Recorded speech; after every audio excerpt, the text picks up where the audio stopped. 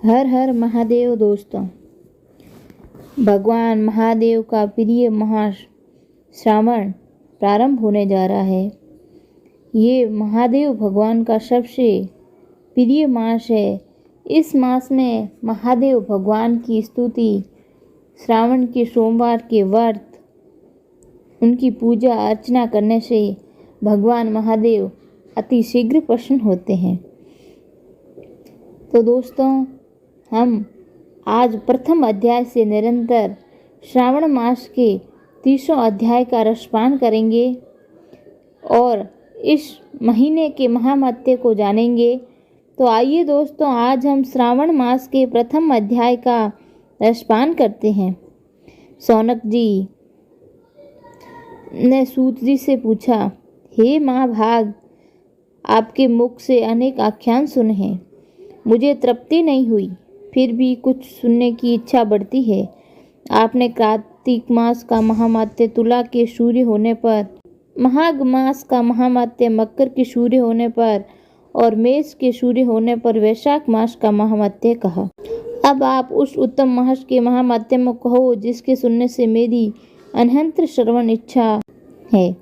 सूत जी ने कहा, हे मुनिगणों, आपके लिए मेरे पास कोई भी गुप्त बात नहीं है। दंभ रहित होना, आस्तिक बुद्धि होना, शठता न होना, परमात्मा में भक्ति होना, सुनने की इच्छा होना, नम्रता होना, ब्राह्मण भक्त होना, सुशील स्वभाव होना, धैर्य होना, पवित्र होना, तपस्वी होना, ये 12 गुण श्रोता में कहे गए हैं और ये सब गुण आप लोगों में हैं। इससे मैं प्रसन्न हूँ और आपकी तत्व बात को कहता हूँ। एक बार सनत कुमार ने ईश्वर को नमस्कार कर पूछा, हे देवों के देव महादेव, मैंने आपसे बहुत से व्रतों और धर्मों को सुना है, फिर भी अनंत श्रवण करने की इच्छा है। हे देव, आप उस उत्तम मार्ग को कहो जो आपको प्रसन्न करने वाला और सब कर्मों का सिद्धिदाता हो तथा जिसके कर्मों को करने से मात्र अनंत फल की प्राप्ति हो। ऐसे उत्तम मास के समस्त धर्मों को कहें। ईश्वर बोले, हे सनत कुमार, आपकी सेवा भक्ति से प्रसन्न हो, मैं आपसे अत्यंत गुप्त बात कहूँगा। 12 महीनों में श्रावण महीने में अत्यंत प्रिय है, जो सुनने योग्य होने के कारण श्रावण नाम से विख्यात हुआ। पूर्णिमा को श्रावण नक्षत्र के योग हो जाने से भी इस मास का नाम श्रावण कहा गया है। श्रवण मात्र से सिद्धि देने वाला अंत श्रावण नाम कहा। आकाश के समान स्वच्छ होने से नभ नाम कहा। ऐसे मास के धर्मों की गणना करने के लिए भूमि पर कौन समर्थ हो सकता है। जिसके संपूर्ण फलों को कहने के लिए ब्रह्मा हुए, जिसके महामात्य को देखने के लिए इंद्र हुए, जिसको फल कहने के लिए भगवान अनंत ने 2 सहस्त्र जीवा धारण की। ऐसे मास को देखने और कहने से किसी में सामर्थ्य नहीं है। हे मुने, अन्य मास इस मास की कला को भी नहीं प्राप्त कर सकते। संपूर्ण मास व्रत रूप तथा धर्म रूप है। इस महीने में सब तिथि व्रत वाली है, कोई भी दिन शून्य नहीं है। ये मास दुखी, जिज्ञासु, अर्थी और मुमुक्षु इन चारों जनों का सेवन योग्य है।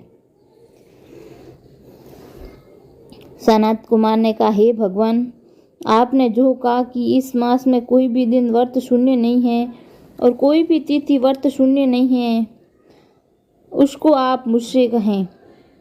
किस तिथि में कौन सा व्रत है, उस व्रत का अधिकारी कौन है, फल क्या है, विधि क्या है, किसने व्रत किया है, उद्यापन विधि क्या है, देवता कौन है, पूजन सामग्री क्या है, प्रधान पूजन किसका है, जागरण विधि क्या है, किस व्रत का कौन सा समय है।